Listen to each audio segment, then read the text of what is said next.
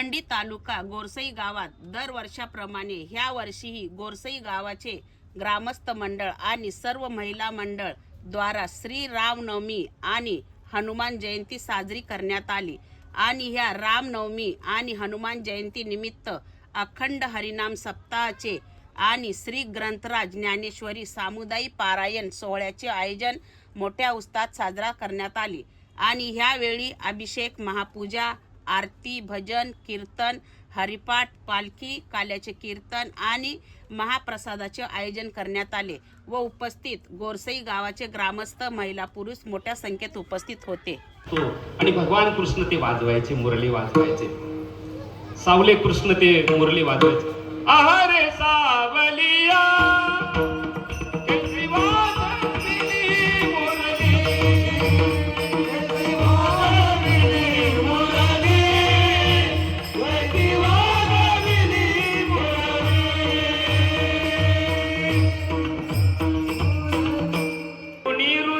संचरली आहारी सावलिया कैसी वाजविली मुरली.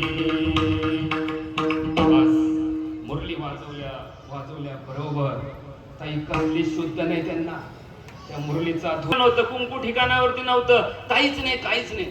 देवाच्या कार्यामध्ये येत असताना फार काय असं काय करून म्हणजे फार मी असा दिसतो तसा दिसतो काही संबंध नसतो. लक्षात घ्यायचं. आता लग्न 2-2 तास लेट लागतात. त्याचं कारण जर काय असेल तर मेकअप. मी बरोबर बोलतो ना? दिसतो तर चेहरा ऑस्ट्रेलियाचा ना, हातपाय दक्षिण आफ्रिका. हे कुठे लपवाल? हे लपवल मग हे लपल का ओरिजिनल? महाराज पण असा शेंड मारून येतो, हा पावडर, हा मरतो का येड्या. शृंगाराला झिरो किंमत दिलेली. कीर्तन वेळ नाही म्हणून, नाही तर तुम्हाला 2 वाजेपर्यंत जरी कीर्तन सांगितलं तर एक पण जागेवर हलणार नाही. ध्यानात घ्या, हलू नाही देणार. शृंगार नटणं हे आपलं काम आहे. काय कीर्तन करायचं? कपडे घातले पाहिजे, त्याच्याबद्दल कुठं वाद आहे? मी कसा दिसतो, असा दिसतो, तसा दिसतो. चालला कुठं तू? ज्ञानोबा तुकोबा यांनी काय त्याची प्रमाणे दिलेत का कुठं? तुम्ही नटून थटून जा म्हणून? काहीच नाही. आता सगळं एवढं असं बेकार काम झालंय ना आता, तर बोलूनच उपयोग नाही. देवाचा सुद्धा त्याग केलेला आहे. देव म्हणतात, अरे केस नाही विंचरले काय आले तर म्हणे देवा तुझ्या भेटीसाठी या गोष्टीची गरज तरी कुठे आहे? लक्षात घ्या, या गोष्टीची गरज कुठे तुझ्या भेटीसाठी? आणि मग सगळे जायला तयार नाहीये. मग सांगितलं की अरे तुम्ही घरी जायला पाहिजे, पती परमेश्वर आहे. मग एका गवलनीने सांगितलं, आमचा पती परमेश्वर आहे, पण तुम्ही त्याच्यामध्ये जोपर्यंत चैतन्य रूपाने आहेत तोपर्यंत परमेश्वर आहे तो. नंतर तो सुद्धा या देहाचाच पती आहे, आत्म्याचा पती तो होऊ शकत नाहीये. सगळ्यांच्याकडनं विचारून घेतलं आणि मग देवानी विचार केला, आता बरोबर आहे. एक विषय तो सकळांचा हरी. बस आता यांचा विषय तोच झालेला आहे.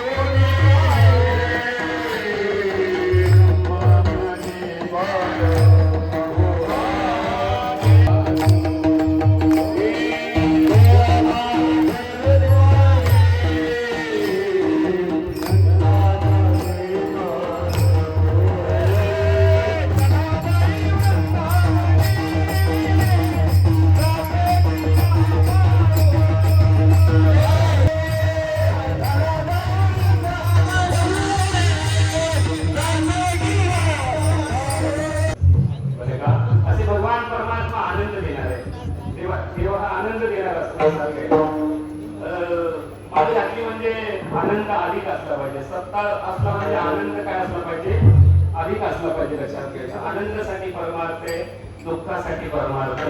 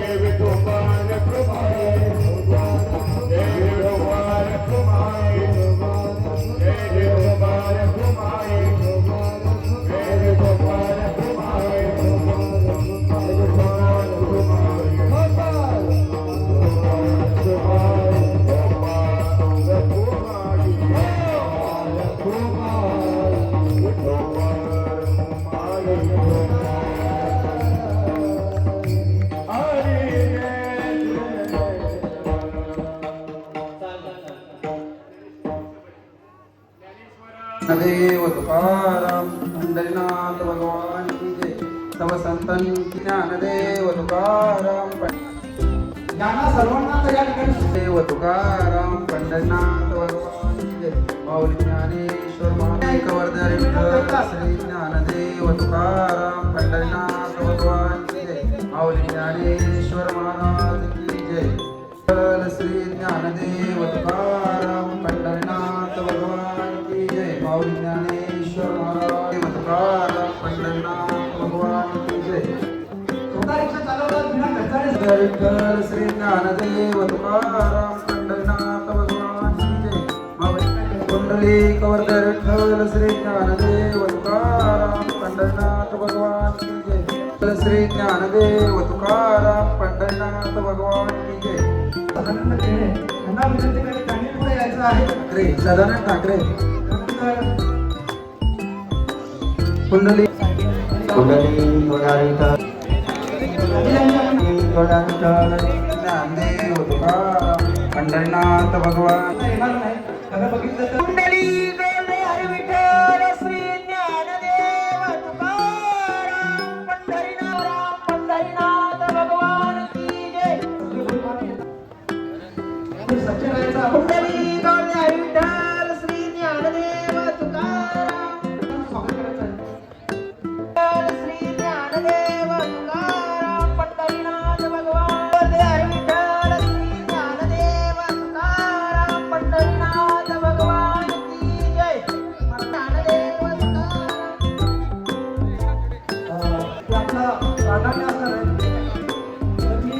विनंती करेल श्री घनश्याम कृष्ण गेडे आपण पुढे यायचं आहे. सत्कार केला जाणार आहे.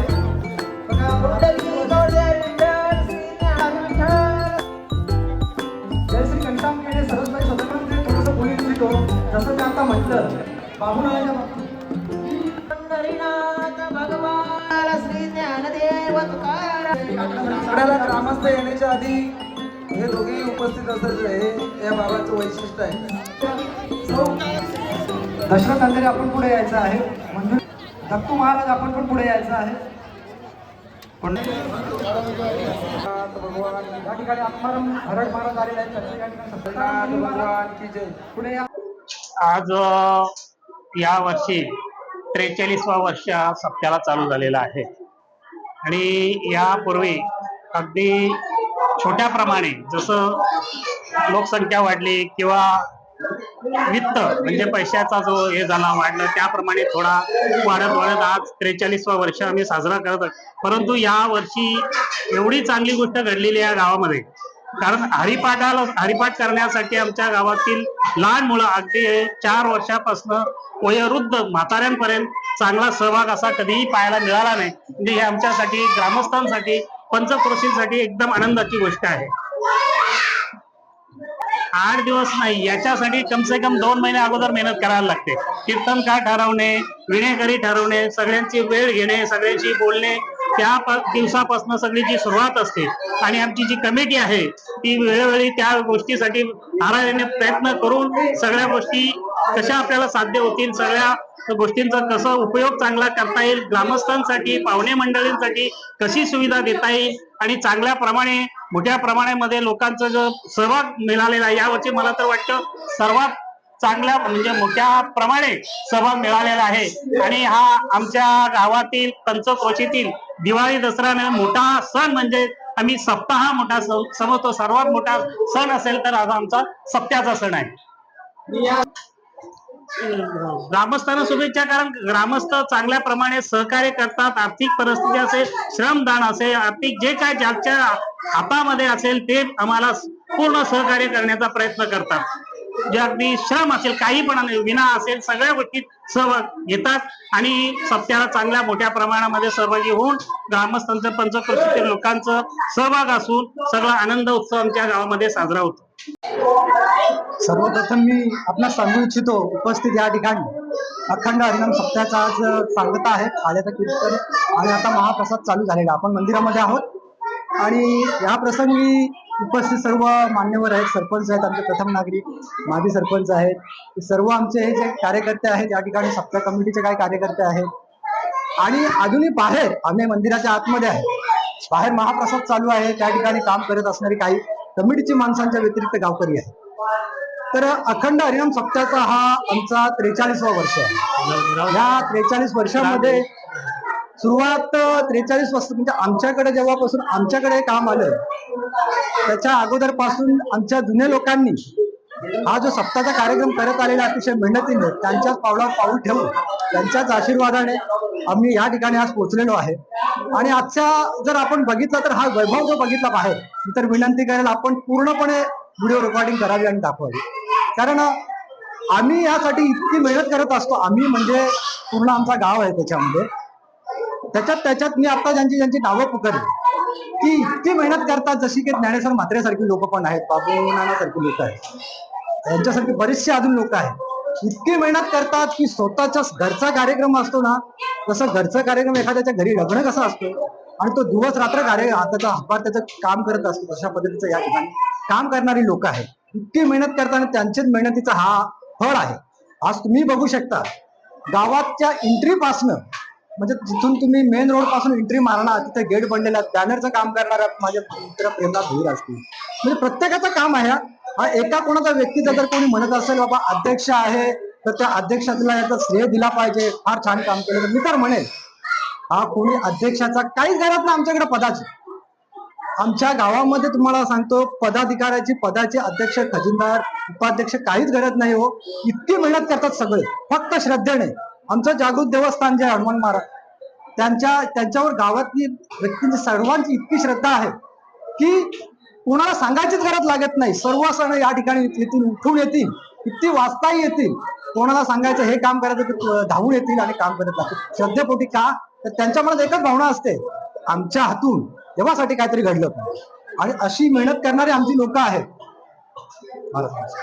तर मला एवढंच सांगायचं आहे की 43 वर्ष हे जे करत असताना आजचा 43 वर्षातला शेवटचा दिवस आहे आणि सर्व माणसांनी, सर्व व्यक्तींनी, लहान मुलांपासून थोरांपर्यंत सर्वांनी या ठिकाणी मेहनत केलेली. आज काही आपण मुलंही बघितली असतील, घडलेली मुलं जी याच्यासाठी, कीर्तनासाठी आणि हरिपाठासाठी तयार झालेली आहेत.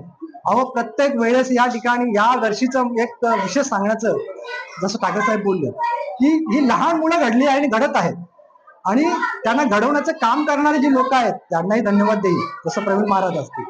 सांगण्याचं तात्पर्य एवढंच आहे की गोरसई गावामध्ये यापूर्वी राजकारण तर प्रत्येक ठिकाणी आता अण्णा आहे, तिथे सरपंच आहे, राजकारण आमच्या इकडे बरेच आहेत, आम्ही आहेत, विरोधी असतो, सगळंच असतो. पण हा जो कार्यक्रम आहे ना, हा कार्यक्रमामध्ये आमचा पूर्ण राजकारण बाजूला राहतो आणि फक्त एकच देवाचं कार्य करणं, परमार्थात काम करणं हा एक उद्देश आणि सगळे आम्ही एकत्र होत असतो आणि इथे जमत असतो. आज आपण बघितलं असेल महिला वर्ग यापूर्वी थोडंसं प्रमाण कमी असायचा. या वर्षामध्ये मी आपलं सांगू इच्छितो की पूर्ण गाव या कार्यक्रमासाठी उपस्थित राहिलेल्या महिला वर्गांचा तर इतका मोठा साथ आहे की प्रत्येक जण हा आपला कार्यक्रम, जो आपला स्वतःचा कार्यक्रम समजून या ठिकाणी उपस्थित लावित आहेत आणि आपला हातभार लावत आहेत. तर या कमिटीचा मला जो अध्यक्षपद म्हणून घोषवलेला आहे, मगाशीच म्हटलं या ठिकाणी पदाची कोणाला काहीच आवश्यकता नाही. मी अध्यक्ष आहे, काहीच गरजच नाहीये. कारण माझी गरज ना लागत तशी अशी काम करणारी लोक आहेत तशी, कोणाला सांगायची गरज नाही. जो येईल ज्याला जसं जमेल तसं काम करत असतात. म्हणून मी या ठिकाणी असं म्हणेल की माझ्या या सर्वप्रथम गावासाठी मी आजच्या दिवसाला माझ्याकडून शुभेच्छा देईल की खूप सुंदर असे काम या ठिकाणी सर्वांनी केलेलं आहे. आणि राहिलं प्रश्न या माध्यमातून मेसेज काय द्यायचा, तर मी असं म्हणेल बघा, महाराज कीर्तनकार या ठिकाणी बरेच वेळा बोलून गेले. पारमार्थिक जीवन काही का होईना, प्रत्येकाला सांसारिक जीवन आहेच, पण थोडा का होईना प्रत्येकाने परमार्थाला वेळ दिला पाहिजे. संसारामध्ये आहे तो आज न उद्या तुम्हाला संसारामधून त्याग करावाच लागणार, पण बरोबर घेऊन जर जाणारे काय असेल तर हेच आहे परमार्थामध्ये जर एखादा माणूस रमतो, भले थोडा का ना वेळ देईल. म्हणजे म्हणतात ना, महाराज पण म्हणतात की कुणाचं तुम्हाला चांगला करता येत नाही ना, ठीक आहे, काही हरकत नाही, पण कुणाचं वाईट करू नका. हे जे म्हटलं जातं हे खरं आहे. आणि माझं तेच म्हणणं आहे की आपल्याला जर कोणाचं चांगलं करता येत नाही तर ठीक आहे, पण वाईट करू नका. आणि आपल्या माध्यमातून जर का थोडंफार पारमार्थिक किंवा इतर कोणतं सामाजिक चांगले काम जर घडत असेल तर आपण केलं पाहिजे. प्रत्येकाने ध्यानात ठेवलं पाहिजे. कोणी एखादा माणूस करतोय आणि आपल्याला जर समजा त्याची घृणा वाटत असेल किंवा थोडासा राग असेल की बाबा कोणी राजकीय द्वेष असेल, काही असेल, पण जो करतोय ना त्याचं मान आपण ठेवलंच पाहिजे, भले तो आपल्या विरोधात का नाही असेल. मी या ठिकाणी एक मेसेज हा देऊ इच्छितो, माणूस कोणीही असू दे, तो त्याच्या परीने काम करतोय ना त्याला तो श्रेय दिला पाहिजे, तो भले आपल्याला थोडा द्वेष करत असेल तरी. म्हणून मी सांगेल की या गावामध्ये आजचा जो माहोल आहे, वातावरण इतका सुंदर वातावरण जो आहे ना, आम्हाला असं वाटत असतो हाच आमचा दिवाळी दसरा. आणि अक्षरशः दिवाळी दसऱ्याप्रमाणे कोणत्याही कार्यक्रमात आमची लोक नाचत नसतील, आजच्या दिवसा या 8 दिवसामध्ये कीर्तनामध्ये नाचत असते. म्हणून मी म्हणेल हा आमचा एक दिवाळी दसरा हा उत्सव आहे. अशा परिस्थितीमध्ये आपण या ठिकाणी सर्वप्रथम सांगेल की आपण चॅनल्सवाले आले, मीडियावाले आले, या ठिकाणी सर्वप्रथम सगळे गाववाले आले, सर्वांचे मी या ठिकाणी स्वागत करतो. आणि येणाऱ्या पुढची पिढीला शुभेच्छा देईल की अशाच पद्धतीने आज आम्ही उद्या तुम्ही असणार या ठिकाणी हे कार्यक्रम निरंतर चालू राहावं ही आम्ही अपेक्षा ठेवणार आहे आपल्याकडून. कारण पद आज आहे उद्या नाही, कार्यक्रम मात्र शेवटपर्यंत चालू राहिलाच पाहिजे. मी येणाऱ्या आमच्या पुढील पिढीकडून अपेक्षा करेन. आणि मी इथे थांबतो. जय हिंद, जय महाराष्ट्र आणि जय श्रीराम.